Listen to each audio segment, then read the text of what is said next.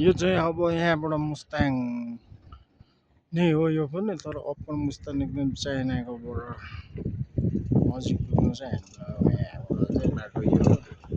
पहिला यस्तो छ ठाउँ ठाउँमा चाहिँ यस्तो छ, तर उता गाडी उफार्ने त्यो हम्सहरू धेरै क्या, सानो सानो हम्सहरू ओभर रहेछ। त्यही भएर यो चाहिँ तपाईँको माछा पुछ्रे हिमाल, धौलागिरी यो के हिमाल हो होइन। अनि हामी चाहिँ अब अप्पर मुस्ताङ लगभग यहाँबाट अब 3 घन्टा ठ्याक्कै।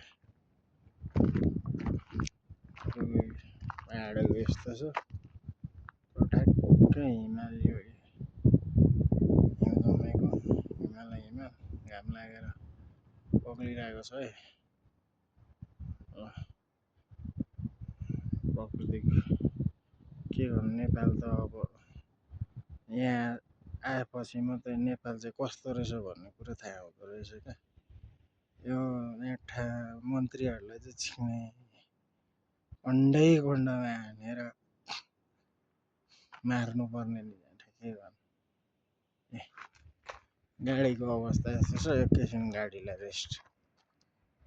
त्यहाँ झरना छ, यस्तो झरना त कति हो कति। मेरो प्यारो भाइहरू, ब्याङ्कर भाइहरू गर्दैछु। अब प्राकृतिक दिन बाइक आउँदैछ। ल